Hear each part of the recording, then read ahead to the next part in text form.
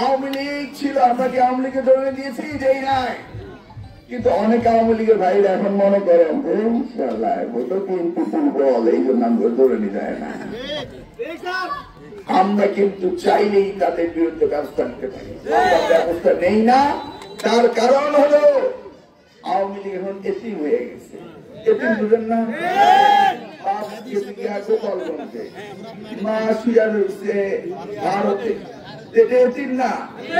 এতিমদের প্রতি কোন অত্যাচার, অনাচার, অন্যায় করা যায় না। করা যায়? অন্যায় করা যায় না। এতিমদেরকে দেখে শুনে রাখতে হয়। আওয়ামী লীগদেরকে আপনার দেখে শুনে রাখবেন, বুঝছেন তো? আর তাদেরকে বুঝায় বলুন, যা করছিস করছিস, মসজিদে গিয়ে তওবা করে ভালো হয়ে যা। আমরা জানি তোরা বাজে লোক, নামাজ পড়ে। হ্যাঁ, আবার উজু সারা যেন নামাজ না পড়ে, উজু যেন করে নেয়। তাহলে আমরা কি চাই? যারা ভদ্র হবেন, যারা ভালো হবেন, এই আওয়ামী লীগকে আপনারা কেউ ডিস্টার্ব করে না, আপনাদের সাথে মিশে যায়। কারণটা কি জানেন? আওয়ামী লীগটা 50 বছর সুযোগ দাঁড়াইতে পারবে। এইবারে নির্বাচনে যদি আওয়ামী লীগ এসে ক্যান্ডিডেট হন, আচ্ছা কোন মানুষ তাকে ভোট দিব, যে নেবেন তাকে ফিরু দিব নাকি সিসি করবো। এই জন্য বিএনপি বলছে আওয়ামী লীগ নির্বাচনে আসলে আমার কোনো অসুবিধা নাই, বুঝছেন না? কারণ যার এক কান কাটা সে চুল দিয়ে ডাকে, যার দুই কান কাটা রাস্তার মধ্যে দিয়ে হবে।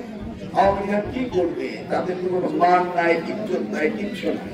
অতএব এই আওয়ামী লীগ যারা করেছে, যারা ভালো লোক, তাদেরকে আপনারা কোনো কিছু বললেন না। তাদেরকে বললেন তওবা করে মানুষ হয়ে যাও, আমাদের সাথে থাকো, আমরা কিছু বলবো। আর খারাপ দিতে পেয়ে গেছি নাকি? এই নতুন ভাবে আবার যারা যারা খারাপ আওয়ামী লীগ করেছে তাদের তালিকা করা হচ্ছে, পাসপোর্ট বাতিল করা হচ্ছে, তাদেরকে আবার ধরা হবে। কেন? ওই যে ভারতে কইছে গন্ডগোল লাগায় দাও, দেশে হরতাল মিছিল করো। এই যে গতকাল তিতুমির কলেজের সামনে হঠাৎ করে মিছিল করে করে তিতুমির কলেজে বিশ্ববিদ্যালয় বানায় দিতে হবে। এটা কি সম্ভব? একত্রে বিশ্ববিদ্যালয় বানায় দেওয়া? এগুলি কারা করছে? যারা চায় যে এই সরকার সুষ্ঠুভাবে দেশকে গঠন করুক। যারা চায় না তারা এই কাজগুলি করছে। অর্থাৎ আওয়ামী লীগের প্রেতাত্মারা বেঁচে আছে। কিন্তু এই দেশে দেখবেন চুরি, চামারি, ড্রাগস, এগুলি কিন্তু আওয়ামী লীগ এখনো করতেছে তলে তলে। সাথে আবার যে একজন বিএনপি নতুন নতুন নতুন বিএনপি হয়েছে না, এগুলি নিয়ে ঘুরে নব্য বিএনপি, বুঝছেন তো? ওই নব্য বিএনপির কাছে গিয়া তারা নতুন সাইনবোর্ড নিয়ে জায়গায় জায়গায় ঝামেলা সৃষ্টি করে। কিন্তু আমি কচুয়ার জনগণকে বলবো, ভাই আপনারা সকলে সাবধান। আপনার কচুয়ার ইতিহাস জানেন, কচুয়াতে কারা ভালো মানুষ, কারা খারাপ মানুষ জানেন। আমরা 5 বছর মন্ত্রী ছিলাম, আমরা কি কাউকে কোনো ডিস্টার্ব করছি? কোনো মামলা দিচ্ছি? কোনো হয়রানি করছি? আমরা এমপি ছিলাম, আমরা করেছি। আমাদের রেকর্ড কি? আমরা ভালোভাবে মানুষের সাথে চলি, তাই না? এটা আমাদের রেকর্ড। আমরা সেই রেকর্ড মেনটেন করব।